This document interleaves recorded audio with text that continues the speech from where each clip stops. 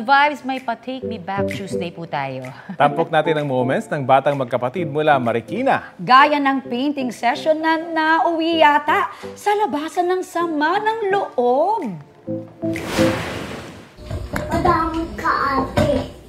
Ayaw mo ako bigyan ng chicken, di ba? Ayun na nga, ang hinaing ng 3-year-old na si Kenji na pagdamutan daw sa ulam. Deadma naman si Ate Ayesha nang patamaan, hindi raw may tatago ang katotohanan. Sa throwback video, makikita hanggang kurot lang si Kenji sa pritong manok. Pero ang totoo, close talaga ang magkapatid. Normal lang daw sa kanilang madalas na asaran. Viral ang dalawang video na parehong lampas 1 million views. Trending! Ayun lang talaga.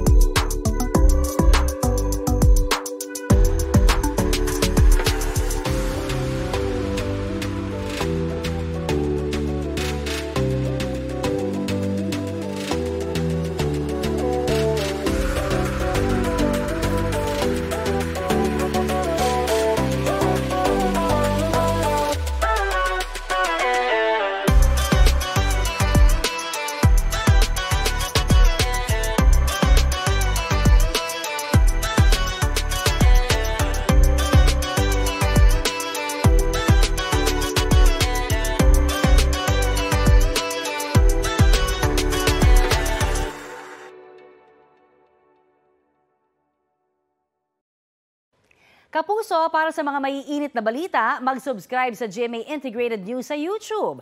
Sa mga kapuso naman abroad, subaybayan nyo kami sa GMA Pinoy TV at sa www.gmanews.tv.